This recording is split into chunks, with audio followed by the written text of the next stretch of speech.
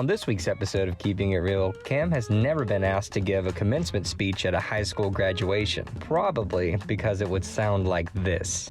Good afternoon. For generations, a rite of passage in our society is for you to sit there while an overly proud and bombastic speaker drones on, imparting the wisdom they feel they've gained over the years, boring you to death. None of it's relevant, much less important. It's a dull and awful part of the graduation process, and I have no intention of letting you get out of it. Now then, you're graduating because you followed the instructions given to you by your teachers, your parents, your counselors, and everyone else on what to do, when to beware, what to study, how to prepare, all that. And while I say good job, I also say big deal. You're being rewarded for doing exactly what you were told to do. That's a bit like kissing your sister. That's not hard.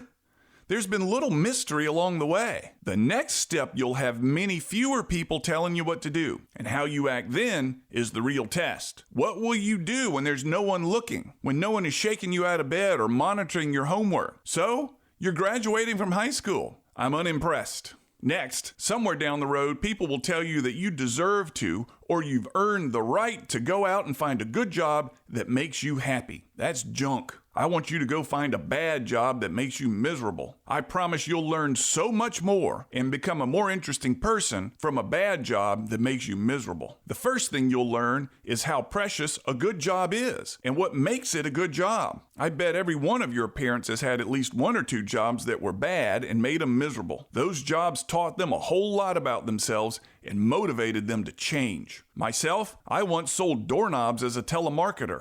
No lie. I've also had to sell gourmet Asian sauces in eastern North Carolina, where the only thing those people eat is barbecue pork and sweet tea 3 times a day. But I did it, and I learned I never wanted to do it again. Those were bad jobs. They made me miserable, and it taught me to change, or else I'd be miserable the rest of my life. Next, according to psychologists, happiness is highest in late adolescence and early adulthood, then drops until you're old. Then you become happy again. So that happiness you're feeling right now, don't get used to it. Cherish it for the fleeting feeling it is. Within a handful of years, it'll be gone. See your old parents out there? See them smiling? They're happy again. They know what I'm talking about. And a lot of their happiness has to do with the fact that you're about to be out of the house. They love you, and they'll cry when you leave. But it will be a short cry. Now, wake up the person next to you and come get your diploma. Your parents' champagne is chilled and ready to drink. Let's not keep them waiting any longer. I'm Cam Marston, and I'm just trying to keep it real.